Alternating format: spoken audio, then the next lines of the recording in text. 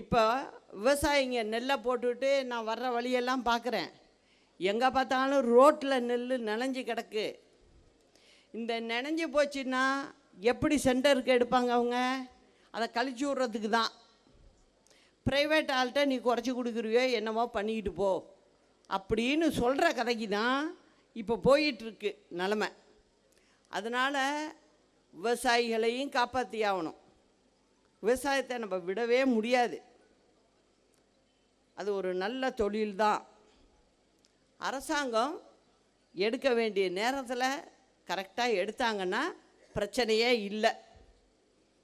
அதுக்கும் குறிப்பாக விவசாயிகளுக்காக என்ன பண்ணலாங்கிறத நாங்களும் யோசித்து சில திட்டங்களை வகுத்து வச்சுருக்கோம். நம்ம ஆட்சி வந்ததுன்னா நிச்சயம் நான் செய்வேன் அதை. ஏன்னா விவசாயிகள் நாட்டுக்கு முதுகெலும்பு.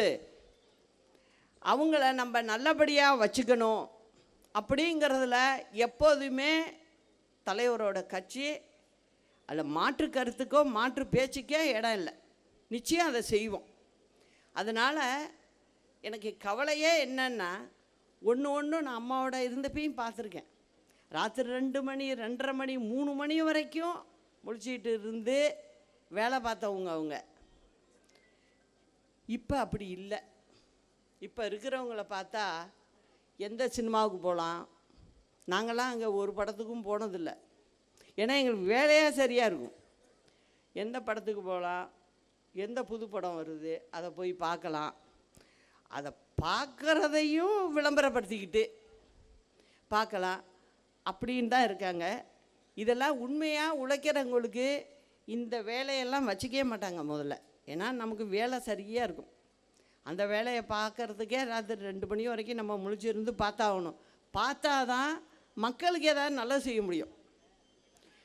நானும் போகிறேன் கச்சேரிக்கின்ட்டு போனோம்லாம் நடக்காது கதை.